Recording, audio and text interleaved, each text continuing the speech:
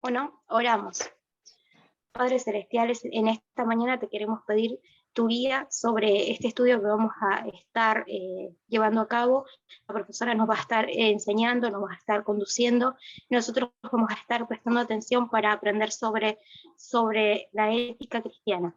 Gracias, Señor Dios, por estos momentos que tú nos permites y también para las personas que van a estar observando la grabación en otro momento. Te pedimos, Señor, que tú nos guíes y nos ayude también en estos trabajos prácticos que tenemos que sacar adelante, que estés con nosotros y nos dé entendimiento para resolver. En el nombre de Jesús, amén. Amén, así sea. Muchas gracias, Natalia. Muy bien, hermanos, pues desean comentar alguna situación, desean expresar algo que hayan vivido que nos pueda ayudar a nosotros, que tenga que ver con nuestras decisiones diarias que hacemos, que nos haya puesto en aprietos un poquito en estos días.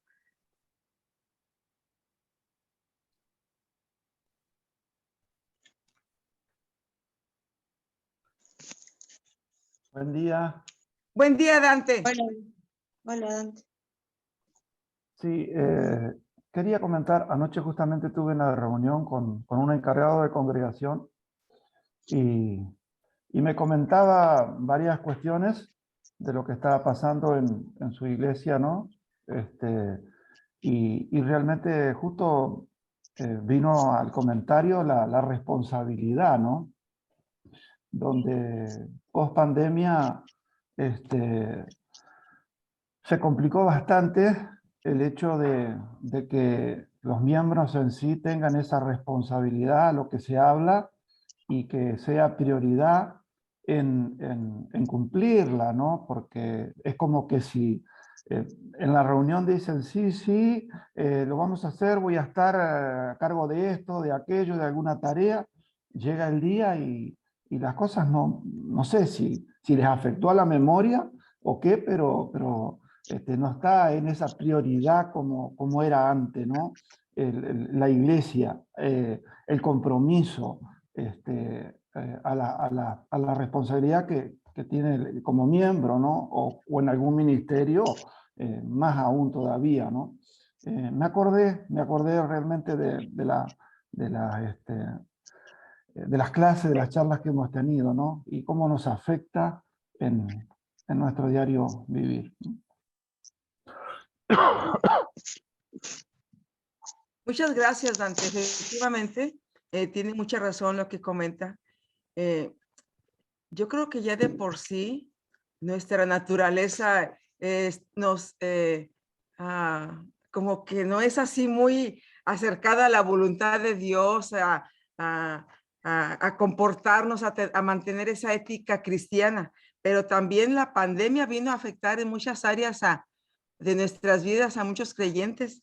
Por ejemplo, aquí en México, bueno, ahorita estoy acá en Estados Unidos, pero en México, el síndrome pospandemia es el que algunos hermanos, aunque ya haya cultos presenciales, aunque ya estén los pastores trabajando, no al 100, ¿verdad? Pero sí, por ejemplo, el 80, 85, 90%, pues muchos hermanos dicen, no, y sigan con los cultos en línea. Y decía un pastor,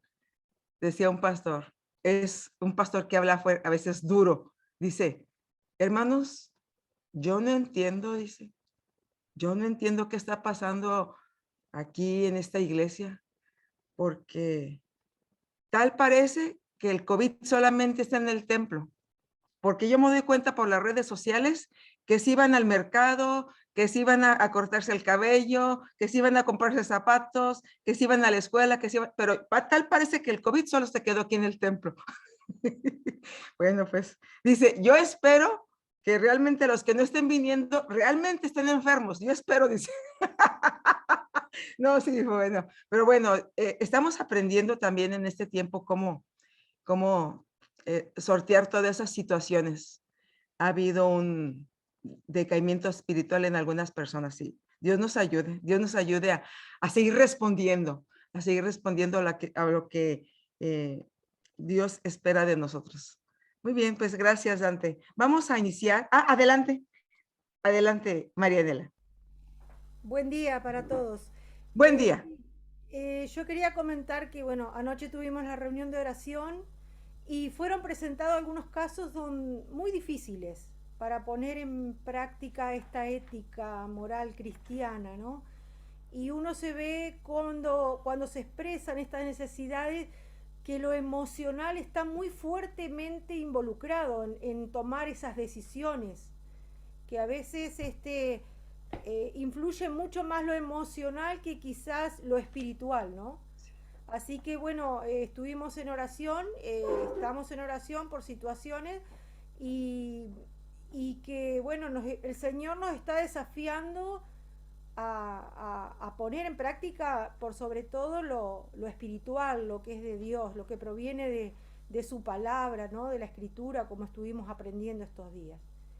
Muchas gracias. Dios los bendiga, Marianela. Dios los bendiga en estas decisiones, en este acompañamiento que seguramente tienen para esas personas y que Dios les dé sabiduría y que su palabra.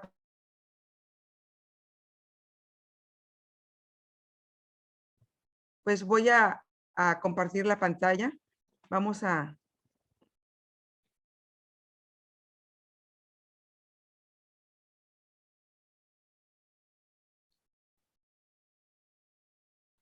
ver nuestra clase es la número 10 el día de hoy. Y vamos a tener un breve resumen del capítulo 7, que es el último capítulo de nuestro libro de estudio. Este se llamó, este capítulo, la ética de la responsabilidad, y estuvimos viendo la segunda parte. Hablamos cómo la responsabilidad siempre es personal y comunitaria al mismo tiempo. Aquí este es uno de los parámetros generales de una ética responsable.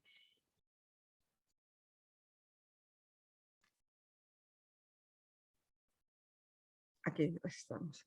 Es personal y comunitaria. Es individual y colectiva. Tiene implicaciones personales, sociales y políticas. Por ejemplo, lo que nos comentaba Marianela, la situación que ellos escucharon anoche, pues están involucradas personas en diferentes roles, padres o madres o hijos o abuelos o personas involucradas debido a su trabajo, a su labor en alguna comunidad o también algún rol que desempeñen en la iglesia, etcétera. La responsabilidad implica la persona con todos sus roles, con sus desempeños y también y no es solamente una persona la que está pasando un problema, a lo mejor pudiera ser que ella internamente es la que está más afectada. Hemos aprendido que siempre con esa persona puede estar su esposo, puede estar su esposa, puede estar sus hijos, sus padres, puede estar su colonia, puede estar su iglesia, puede estar su ciudad, su país. O sea, están involucradas un grupo de personas junto con ella, porque nunca es una sola persona, siempre es esa ética, ese desempeño, esa conducta, están involucradas otras personas, individual o colectiva, y vemos cómo tiene estas implicaciones personales, sociales y políticas. Cumplimos papeles impuestos o asumidos libremente. Cada papel encierra cuidados y obligaciones hacia otras personas. Esta ética de la responsabilidad nos menciona cómo vamos desempeñando roles en nuestra vida. El rol de pastor, el rol de consejero, el rol de esposa de pastor, el rol de madre, el rol de hija, el rol que desempeño en mi trabajo, con mis compañeros de trabajo, el rol que desempeño en la escuela, con mis compañeros de escuela, ellos o ellas, el rol que desempeño en el lugar donde vivo, qué tipo de rol estoy desempeñando en la ciudad, en la región donde estoy viviendo, un rol pasivo, un rol activo, donde estoy viendo lo que está pasando, me estoy involucrando activamente en la situación social o situación política de mi localidad. También el rol que estoy desempeñando en la iglesia donde estoy, de la que soy miembro, cómo estoy participando en esa iglesia, tomo con responsabilidad el papel que me asignó el pastor o los dones que Dios me ha dado, los desempeño, los comparto, lo hago con alegría, lo hago con entusiasmo, lo hago con miedo, etcétera. ¿Cómo estoy cumpliendo todos esos papeles que algunos me los dan las otras personas y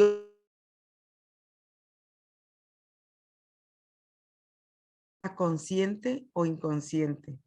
¿Cómo es el papel que desempeñamos y especialmente esos, en el papel que estamos tomando, esos cuidados y obligaciones hacia las demás personas? Somos representantes de otras personas siempre. Es una representatividad que tenemos. Yo ahorita estoy en la casa de mi mamá, estoy desempeñando un papel como hija, también como cuidadora de ella, pero también estoy desempeñando ese papel de sentirme amada por ella, de aceptar los cuidados y las atenciones que brinda hacia mí. Entonces, ¿cómo jugamos ese papel de representación? Yo la represento a ella ahorita, ella me representa a mí. A veces procuro en mis actividades que tengo en el ministerio con las mujeres, invitarla a mi madre, aunque tiene 83 años, le gusta mucho acompañarme y ella está haciendo planes para que un fin de semana de este mes vayamos a un lugar y luego el fin de semana del otro mes vayamos a otro lugar. Ella está muy emocionada. Eh, ¿Cómo, cómo representamos a otras personas en las tareas que hacemos? Y la responsabilidad abre esos espacios para que todos quepan. Es un espacio, un lugar donde todos y todas caben, donde hay espacio para las personas que muchas veces en otros espacios se excluyen, se marginan, se oprimen. La responsabilidad es un espacio para todos, para todas. Bueno, y toda decisión implica un presente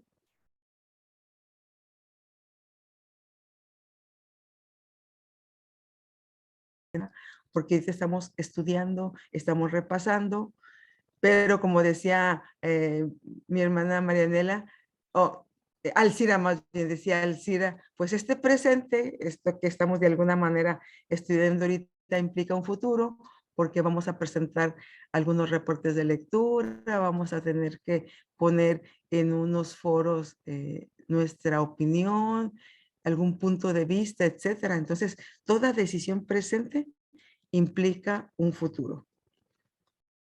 Hay unos parámetros generales en la ética de la responsabilidad. El primero es reconocer que puede equivocarse. Eso es importante tenerlo presente.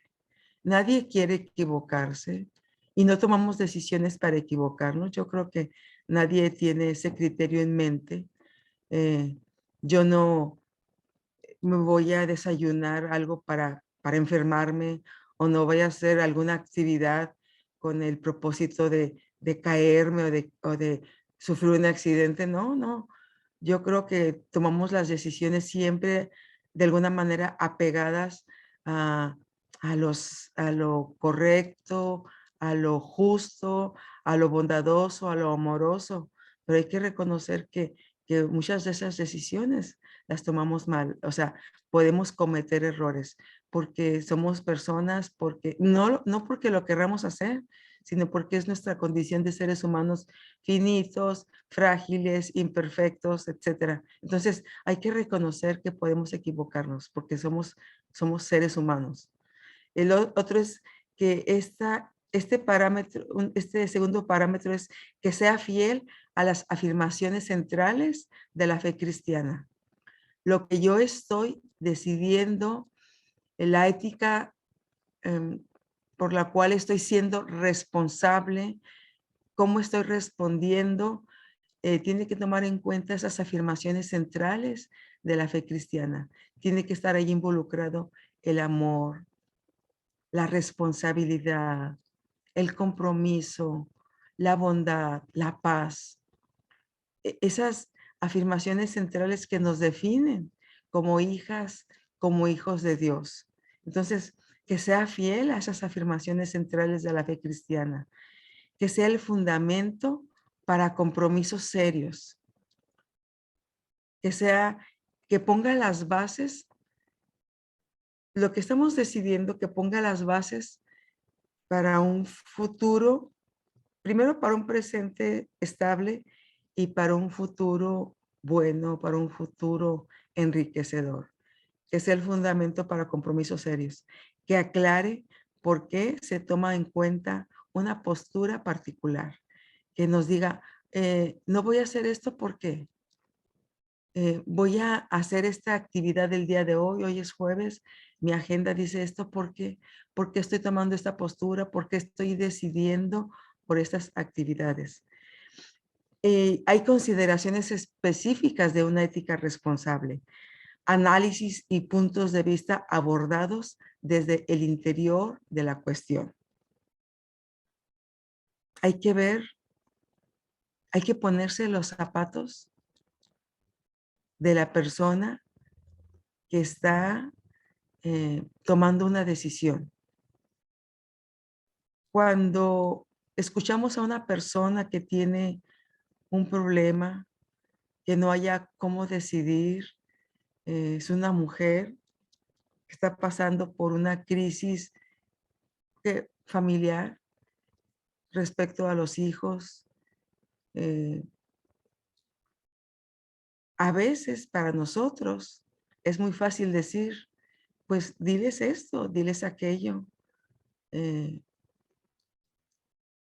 Pero aquí una consideración específica de una ética responsable nos llama a tomar la situación desde el interior de la cuestión, acercarnos lo más que podamos a la situación, tener empatía por lo que está pasando la persona, tratar de verla con los ojos que ella lo está viendo, tratar de ponernos los zapatos de ella. No es fácil, no es fácil, pero es que esto nos invita a no emitir juicios de una manera tan externa, de una manera a veces irresponsable, sino tratar de ver la situación desde el interior de la problemática.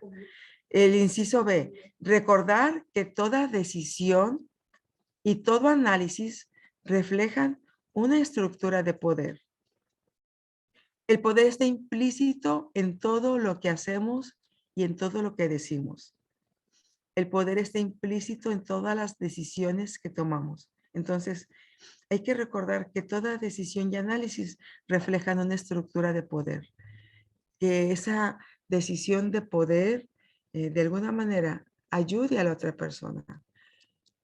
Seguramente va a reflejar mi beneficio, seguramente, pero que también pueda reflejar el beneficio del otro, de la otra, que pueda llevarnos a un bien común, que ese poder no sea egoísta, no sea solamente para mí. Tratar de que ese poder involucre a las demás personas. La ubicación social afecta el análisis. Esas decisiones que se están tomando implican también que tomemos en cuenta el contexto. ¿Quién está tomando la decisión? ¿Cuál es el rol que está desempeñando? ¿Dónde lo está tomando? ¿En qué lugar? ¿En qué ubicación geográfica, social, política? Todo eso incluye en el análisis, en la cuestión, en la decisión que está tomándose. Una ubicación, la ubicación social afecta el análisis. No es lo mismo tomar una decisión de salir de casa, de realizar un viaje. Tenemos que tomar en cuenta la economía, el tiempo, el trabajo, hasta la salud de la persona, la salud. Se tiene que tomar en cuenta todo eso para hacer un análisis. Y el sujeto histórico moral es el determinante en toda conclusión. ¿Cuáles son los principios que tiene él o ella para tomar esa decisión? ¿Cuáles son esos parámetros? Su relación con Dios, su contacto, comunión con la Biblia, su conocimiento que tenga de interior, interno, la responsabilidad que siente con el prójimo, con él, con ella, con los que los rodean. Entonces, el sujeto histórico-moral es determinante en toda conclusión. Vean cómo todo esto interesa, todo esto importa para decir sí o no a una determinada cuestión o para decir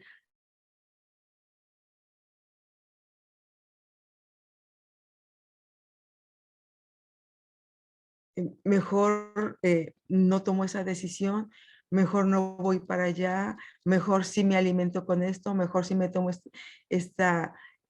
mejor sí tomo este tratamiento para mi salud, mejor si asisto a esta reunión, mejor si ejerzo estos dones, mejor si acompaño, si aconsejo, mejor si cierro la boca, mejor si observo, mejor si le digo, es importante que hable, etcétera. Son muchas situaciones, muchas circunstancias que la vida nos presenta para actuar, para acompañar. Y en esas respuestas que damos, en esos compromisos, hay que tomar en cuenta algunos parámetros generales y unas consideraciones específicas. La ética de la responsabilidad es toda reflexión ética responsable contiene 4 fuentes de conocimiento. Lo que yo estoy decidiendo, lo que estoy pensando, lo que estoy haciendo, mi intervención tiene 4 fuentes de conocimiento. Número 1 es la palabra, la escritura. Número 2, la razón, la razón. Número 3, la experiencia. Si ya viví eso, si ya lo experimenté, si ya lo sufrí o ya veo que es algo que se puede realizar, es algo fácil, es algo sencillo. Interviene también la experiencia junto con la razón y también mi conocimiento de la palabra. Y también interviene la tradición. Esa serie de principios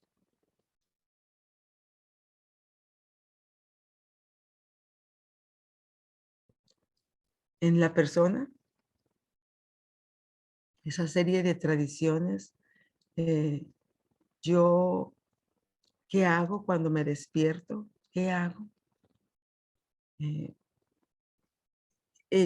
¿Cuáles son mis primeras actitudes, mis primeras acciones, mis primeras palabras? Y eso ya a veces es una tradición. Yo me acuerdo mucho con mi papá, él fue un pastor, y yo me acuerdo que cuando me despertaba, yo estaba chica, me despertaba, salía del cuarto y lo veía a él, sentado, pierna cruzada, leyendo la palabra. Ya ahorita ya tengo más de 60 años, pero todavía cuando cierro los ojos y pienso en mi padre, pienso así, es sentado, cruzando la palabra, leyendo la palabra, temprano, temprano. Y entonces, eso para mí fue una tradición, fue una parte de mi formación. Me gustó, me gusta recordarlo, me gusta practicarlo. Es una tradición. Entonces, la tradición es algo que tenemos, ese conjunto de principios o de valores que hay en nuestra persona, en nuestra familia, en nuestra familia. Yo con mi familia, ahorita mi esposo, mis 4 hijos, los esposos de mis hijas, la esposa de mi hijo, mis nietos, somos 14 personas y procuramos reunirnos los viernes a las 10 de la noche. Abrimos un Zoom, vivimos en diferentes ciudades, abrimos un Zoom y empezamos a estudiar la palabra. Y ahora los más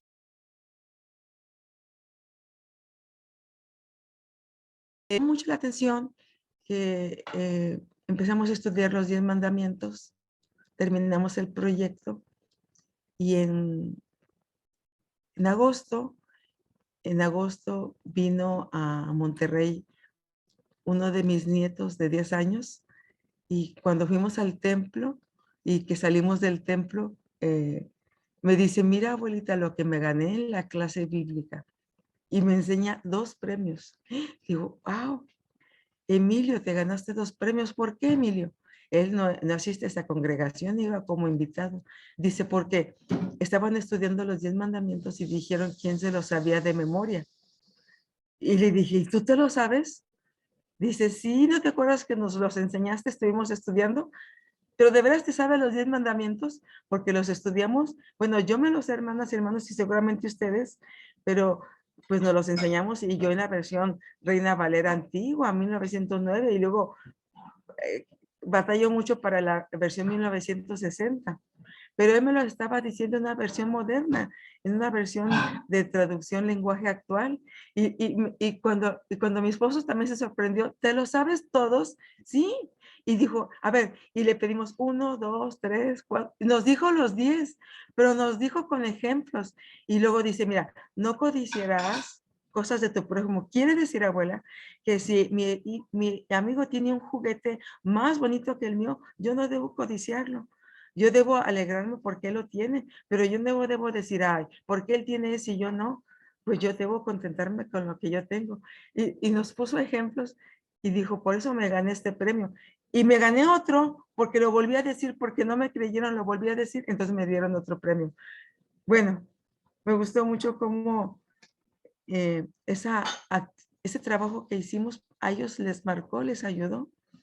Y uno piensa a veces que los niños pues no están de alguna manera entendiendo y nos dan lecciones. Esa es la tradición, esa serie de principios con los que vamos creciendo, nos vamos formando. También hay tradiciones en la iglesia.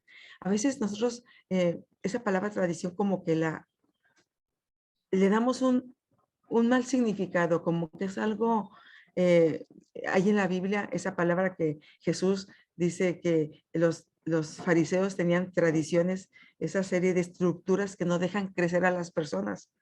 Esas podrían ser tradiciones donde no nos dejen crecer, situaciones donde son leyes que nos oprimen, que nos minimizan como personas. Pero las tradiciones también son estructuras y a veces esas estructuras nos permiten pararnos como sobre ellas para seguir creciendo. Bueno, pues hay esas tradiciones. Pueden ser algunas tradiciones que no nos afectan, que nos ayudan a seguir creciendo. Entonces, esas 4 fuentes de conocimiento tenemos en la ética de la responsabilidad: la palabra de Dios, la razón, la experiencia y la tradición. Y vimos también pasos para hacer un análisis ético. El primer paso es hacer un análisis profundo del problema. Si yo voy a ayudar, si yo voy a acompañar o si yo voy a resolver un problema ético, el primer punto es hacer un análisis profundo del problema. Ver qué, quién, por qué, cuándo, cómo, dónde. No puedo dar una decisión a la ligera, superficial. No es correcto. Si yo voy a hacer ese análisis, tengo que primero sentarme a ver, a estudiarlo, a tratar de entenderlo, a tratar de comprenderlo, hacer un análisis profundo del problema, hacer también un análisis hermenéutico. ¿Qué significa? ¿Por qué estoy tomando estas decisiones? Y tercero, hacer un análisis pastoral. ¿Qué haría Jesús? ¿Cuáles son los elementos bíblicos que tengo para tomar esta decisión? ¿Cómo puedo acompañar para liberar a la persona, para que ella se sienta libre, para que ella pueda tener ese encuentro, que pueda vivir ese oikos de Dios, que pueda tener ese encuentro con interno, que pueda tener ese encuentro con Dios, que pueda encontrarse con el prójimo, que pueda encontrarse también con la naturaleza. Entonces, hacer ese análisis profundo, ese análisis hermenéutico, ese análisis pastoral.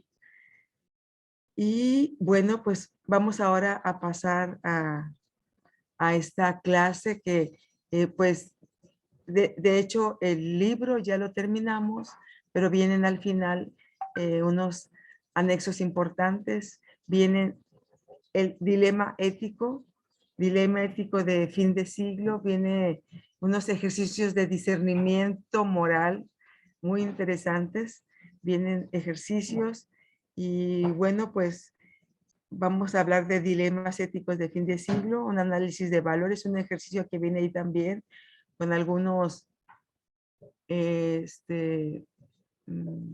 artículos que vienen de un periódico. Vamos a ver sobre un ejercicio del aborto, casos éticos, vienen varios ahí mencionados. Tengo aquí los títulos para que los veamos y proposiciones para el debate. Hoy más que nunca, todas las personas deberíamos sentirnos obligadas a reflexionar y escudriñar nuestras conciencias para enfrentar los conflictos éticos de fin de siglo. Estuvimos en la reunión que les comenté de fin de semana. Estuvimos viendo los conflictos éticos que estamos viviendo las mujeres en este tiempo.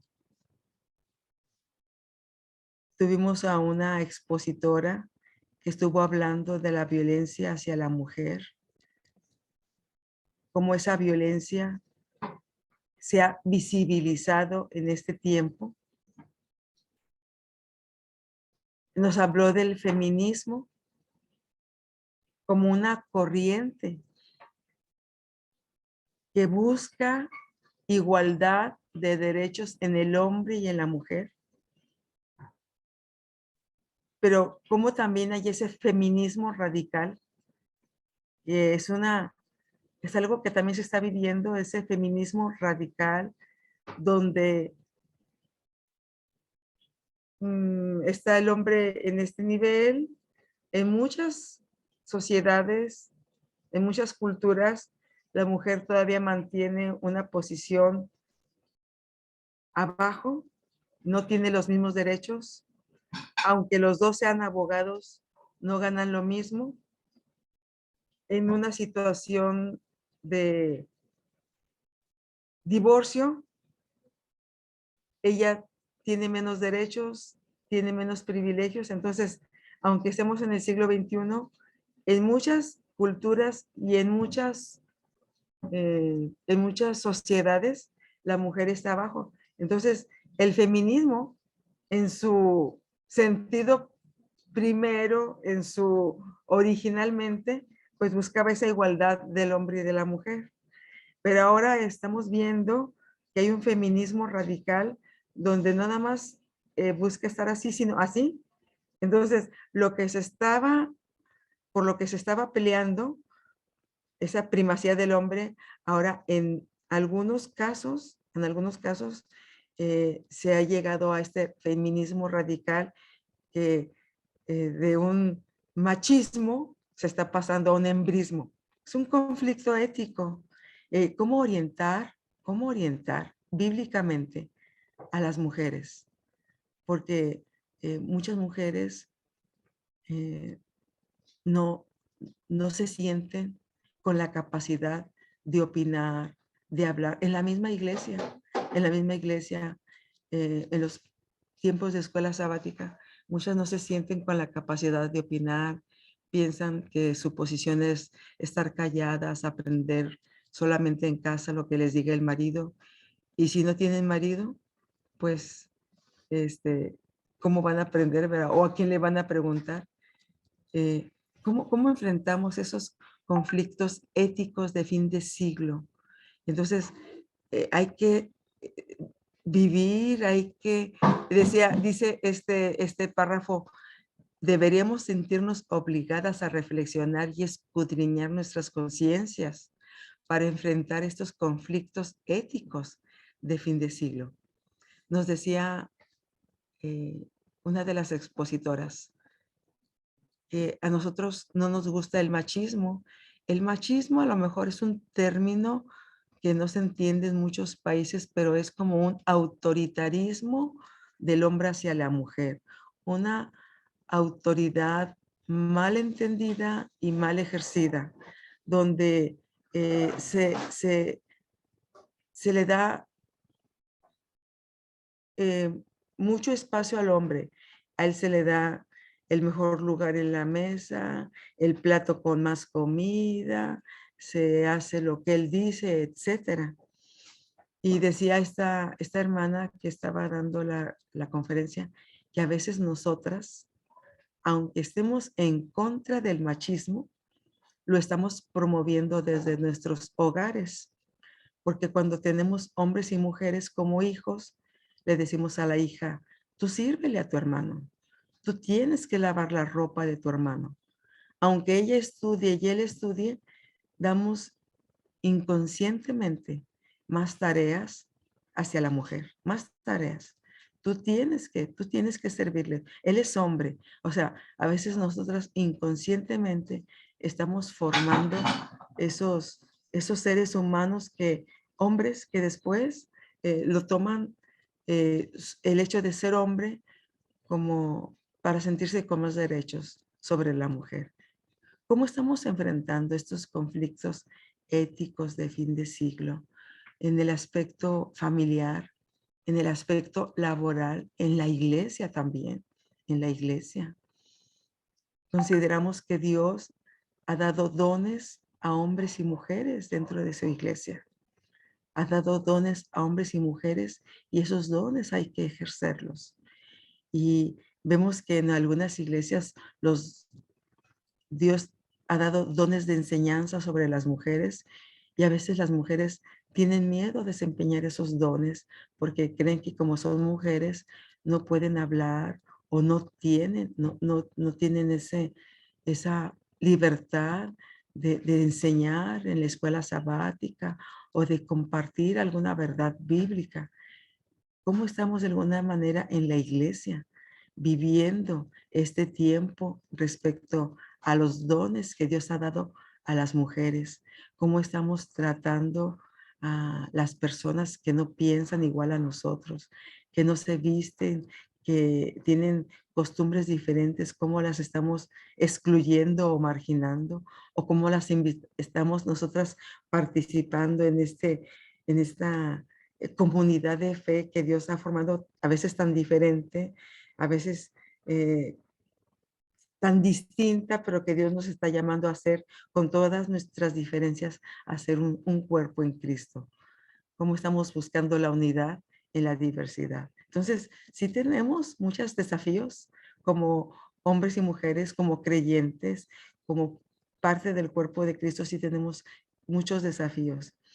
Y bueno, aquí nos menciona el autor algunos muy evidentes como el aborto, la eutanasia, el SIDA, la sexualidad.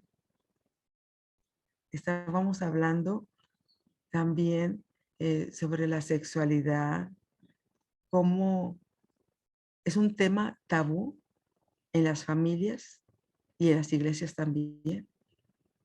Pero si la familia se calla o si la iglesia guarda silencio, el mundo no guarda silencio. Y el mundo enseña a nuestros niños, a nuestros adolescentes y a nuestros jóvenes, les enseña sexualidad.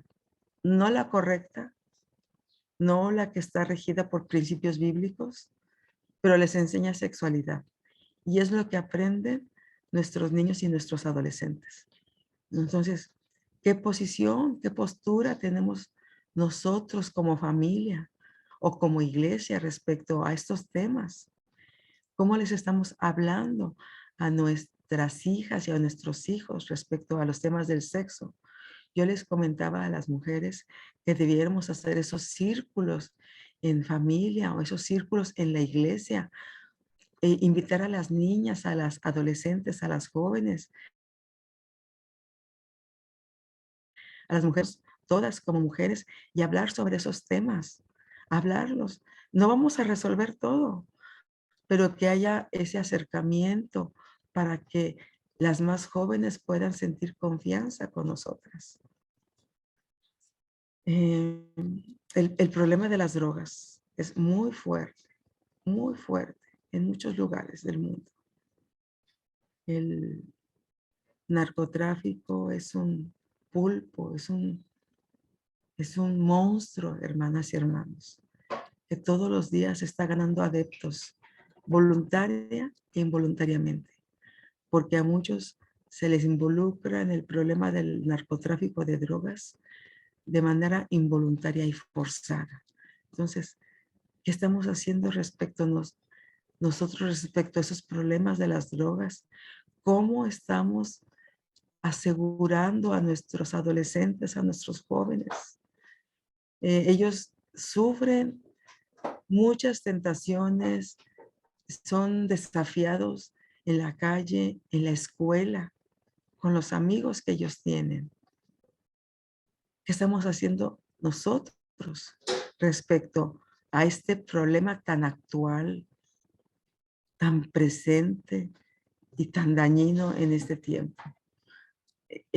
Otra situación que estamos viendo es la política. Aunque digamos que no somos políticos, no podemos negar las implicaciones políticas que vivimos como seres humanos. Aquí en México yo no estoy registrada en un partido político, no tengo una credencial, pero el que yo no esté afiliada a un partido político no quiere decir que yo no ejerzo una política. Y claro, cuando hay elecciones, escucho las propuestas de los candidatos y yo digo, este sí, este no, esta mujer sí, esta mujer no. Nos definimos de manera política por un partido, por algunas propuestas, y también externamos la opinión. Y la externamos con nuestros hijos, y la externamos con nuestro esposo o con nuestra familia. Y también conocen nuestras definiciones políticas en la escuela, o la conocen también los compañeros de trabajo.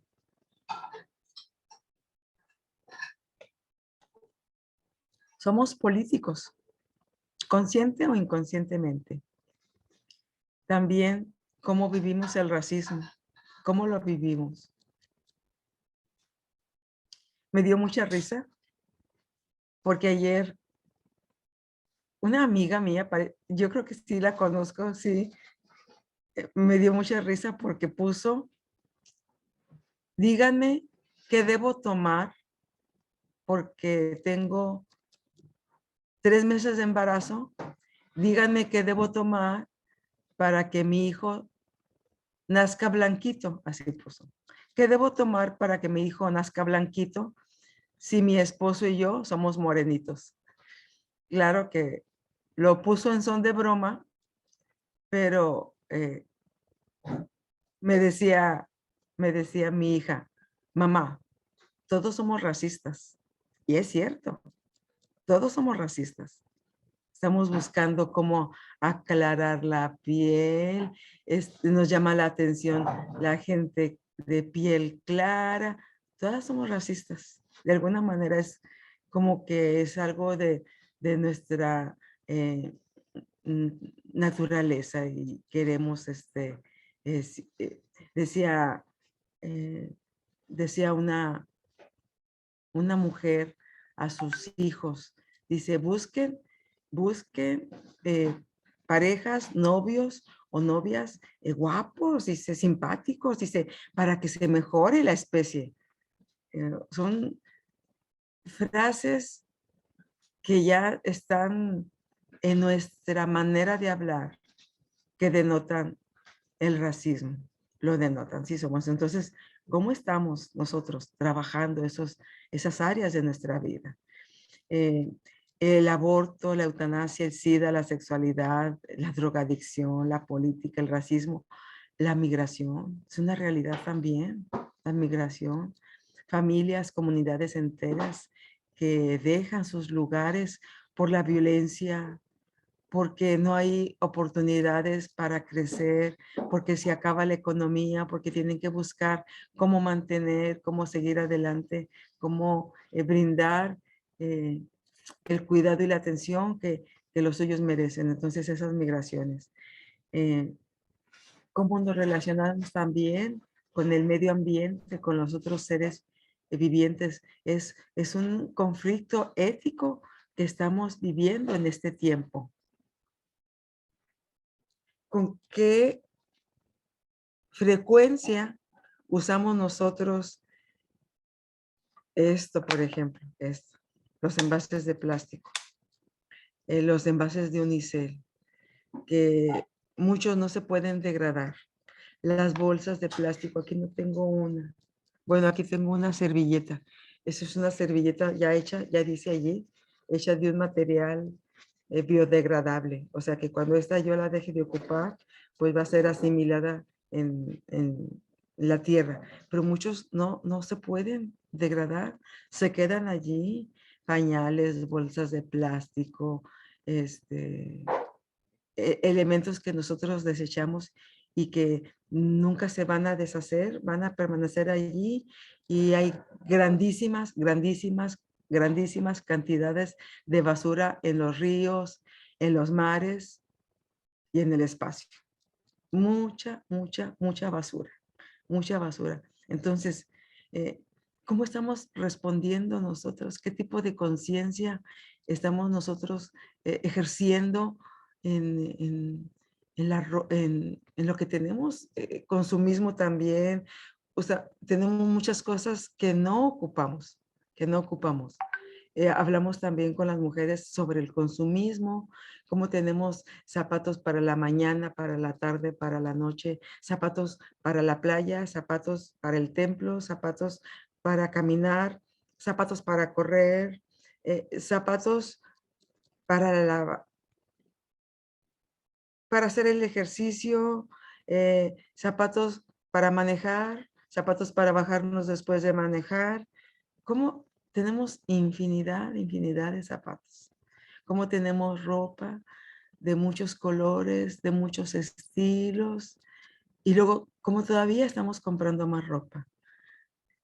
Una de mis nietas tiene 17 años. Ella está a favor de reciclar la ropa y dice, yo no voy a comprar ropa nueva. Yo mejor voy a comprar ropa usada y la voy a reciclar. O si me van a regalar algo, yo voy a tratar de arreglarlo para ponerlo. Y me llama mucho la atención porque está pensando de una manera ecológica ella ya. A ella le gusta mucho separar la basura. Los frascos los limpia, los lava, los deja listos boca abajo para que se vayan secando. Tiene ya personas que pasan 2 veces a la semana, los junta, ella se los da, el cartón, el plástico, etcétera. En la casa donde vivimos no hay mucha tierra donde sembrar, pero ella quisiera, dice abuelita, yo quisiera hacer compostas por medio de los desechos de la comida orgánica, hacer compostas, dice, para trabajarlos y para sembrarlas. Dice, pero bueno, no tenemos aquí dónde hacerlo, pero hay esa inquietud en ella, hay esa inquietud. Y bueno, ay, yo conocí una persona, estamos hablando de la responsabilidad que tenemos con el medio ambiente, cómo estamos enfrentando nosotros toda esta realidad, si estamos cerrando los ojos, si estamos cerrando los oídos y decimos, no, no es cierto, yo todavía puedo seguir usando lo que tenga y no solo seguir usando, sino abusando o dando mal uso de los bienes que tenemos. Cierro solamente con este comentario. Tengo una amiga que vive a 1 hora de donde yo vivo es una amiga ecológica, está siempre cuidando el medio ambiente, es una amiga cristiana y ella tiene solamente 2 vestidos. Me llama mucho la atención. Y le digo, ¿cómo tienes 2 vestidos? Y luego me dice, Coquis, solo tengo un cuerno. A esa amiga hace muchos años que no la veo, pero esa lección no se me olvida. Y dice, cuando me quito uno, le hago el otro. ¿Ya? Y dice, así me la paso. Bueno, pues, ¿cuál es nuestra relación con el ambiente, con otros seres vivos? Estos son grandes temas éticos de actualidad en un mundo convulsionado por complejas cuestiones de muy difícil clarificación. Estamos viviendo toda esta situación, toda esta complejidad de temas en este tiempo. ¿Cómo estamos decidiendo? ¿Cómo estamos resolviendo? ¿Cómo estamos actuando? Por ejemplo, dice aquí el autor que en Italia, en la ciudad de Milán, se llevó a cabo un encuentro para debatir sobre estos temas con el título de Ética laica y ética católica. Fue un tema que se llevó a cabo precisamente bajo un contexto católico. Fue un grupo que el que lo estuvo realizando fue con un grupo con ese idea o esa religión católica, ellos lo estuvieron organizando. Entonces, y se escogió Italia, un país con ese enfoque religioso para que se hiciera desde esa perspectiva y pudiera de alguna manera permear en las decisiones el enfoque católico.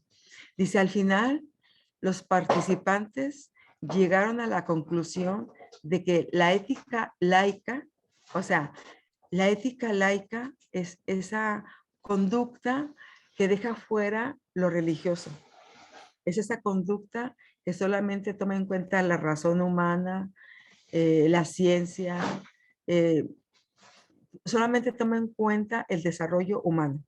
No toma en cuenta puntos de vista religiosos. Entonces, dice, al final los participantes llegaron a la conclusión de que la ética laica está destinada a colisionar, o sea, a chocar con la ética católica. Y en tanto de que ésta pretende imponer a la sociedad humana sus valores absolutos y considere pecaminosos y socialmente desviados todos aquellos comportamientos que no congenien con sus principios. En esta reunión que se llevó a cabo en Italia, donde se vio esa ética laica y esa ética religiosa, después de todas las reuniones se vio que pues la ética laica va a prevalecer sobre la ética religiosa, va a prevalecer porque es más abierta, porque es más incluyente, porque toma en cuenta a la gran mayoría de las personas. Y dice, se va a llegar a hacer un choque, una colisión, donde la ética religiosa va a querer imponer por la fuerza o a través de conceptos, como decirle, si no lo haces, te vas a ir al infierno. Si no lo haces, Dios te va a castigar. O sea, a través de conceptos donde se va a tratar de obligar a las personas a aceptar sus principios. Entonces, pero vieron aquí cómo en este ejercicio prevaleció la ética laica sobre la ética religiosa.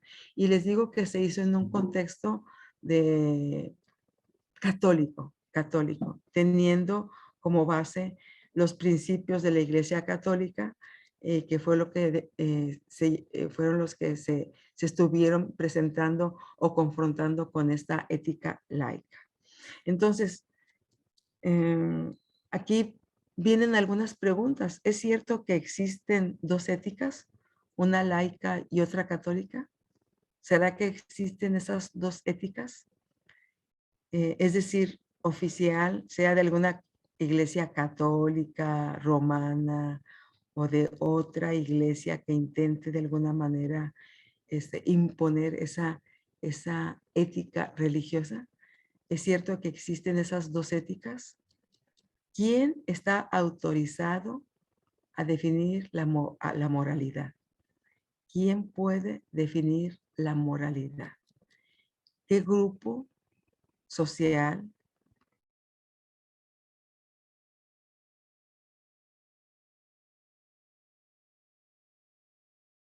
lo moralmente aceptable? ¿Cuál es la relación entre la ética y las necesidades prácticas de la vida cotidiana? ¿Cómo relaciono la ética hoy jueves con la clase que estoy tomando, con las decisiones que voy a tomar para escribir los foros, para escribir los reportes de lectura, primero para tener la decisión de hacerlos, de cumplirlos? ¿Cómo voy a poner en juego esa ética con todas las responsabilidades que tengo en mi familia, en mi trabajo, en la iglesia? ¿Cómo le voy a hacer para decidir lo mejor? ¿Cómo le voy a hacer para tener estos principios de ética y poder decidir correctamente? ¿Cuál es la relación entre la ética y las necesidades prácticas de la vida cotidiana? ¿Y por qué piensa el autor que las dos éticas, si las hay, están destinadas a chocar, a chocar? ¿Están destinadas a chocar esas dos éticas? ¿Está de acuerdo? Bueno, estas son algunas preguntas que nos pone el autor. Y bueno, vamos a dejar hasta aquí. Son las 10 de la mañana, tiempo de Argentina. Son las 8 de la mañana, tiempo de acá del norte, Norteamérica. Vamos a dar 10 minutos para que descansen, para que tomen agua. Nos vemos a las 8:11.